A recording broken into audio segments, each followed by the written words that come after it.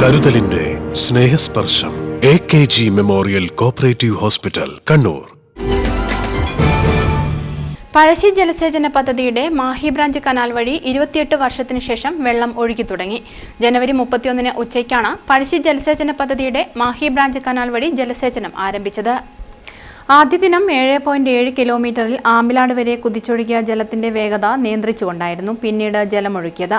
കഴിഞ്ഞ വർഷം 16 കിലോമീറ്റർ പാത്തിപ്പാലം വരെ പരീക്ഷണാടിസ്ഥാനത്തിൽ ജലമൊഴുക്കി വിജയം കണ്ടിരുന്നു.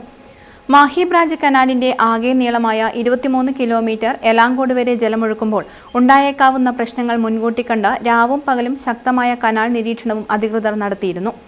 കഴിഞ്ഞ 16 രാവിലെ കനാലിന്റെ വാലറ്റത്ത് ജലം ഒഴുകിയെത്തി. 28 വർഷങ്ങൾക്ക് ശേഷമാണ് മാഹി ബ്രാഞ്ച് കനാൽ വഴി ജലവിതരണം നടത്തുന്നത്. കഴിഞ്ഞ ജനുവരി 6 മുതൽ പഴശ്ശി പ്രധാന കനാൽ വഴി ജലസേചനം ആരംഭിക്കുകയും പ്രധാന കനാൽ 42.5 കിലോമീറ്റർ പറശ്ശിനിക്കടവ് നീർപ്പാലം വരെയും കൈക്കനാലുകളായ മാമ്പ, കാവുംതാഴം, മണിയൂർ, തരിയേരി, വേശാല, നണിയൂർ, പെരുമാച്ചേരി, മയിൽ എന്നിവയിൽ കൂടിയും ജലവിതരണം നടത്തിയിരുന്നു. അതുപ്രകാരം 188.6 ഹെക്ടർ കൃഷിയിടങ്ങൾക്ക് നേരിട്ടും 800ഓളം ഹെക്ടർ പ്രദേശത്ത് നീരൊഴുക്ക് വഴിയും ജലസമൃദ്ധിയുണ്ടായി. 6000ഓളം കിണറുകളിലും 200 കുളങ്ങളിലും ജലനിരപ്പ് ഉയർന്നിരുന്നു.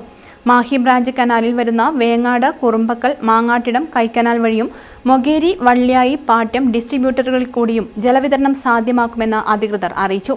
അതുവഴി 600 ഹെക്ടർ സ്ഥലത്ത് ജലസേചനം സാധ്യമാകും. കൂടാതെ 1000ഓളം കിണറുകൾ റീചാർജ് ചെയ്യപ്പെടും. പഴശ്ശി കനാൽ വഴി കഴിഞ്ഞ 1.5 മാസമായി നടത്തിയപ്പോഴും റിസർവോയറിലെ ജലനിരപ്പ് 20 സെന്റിമീറ്റർ മാത്രമാണ് കുറവ് വന്നതെന്ന് പഴശ്ശി എക്സിക്യൂട്ടീവ് എഞ്ചിനീയർ ജയരാജൻ കണിയേരി പറഞ്ഞു.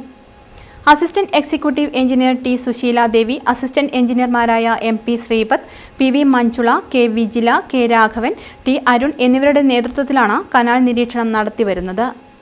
News bureau, Mattannur. Madhurag gold and diamonds, Madhurag building, Kannur road, Chakkarakal.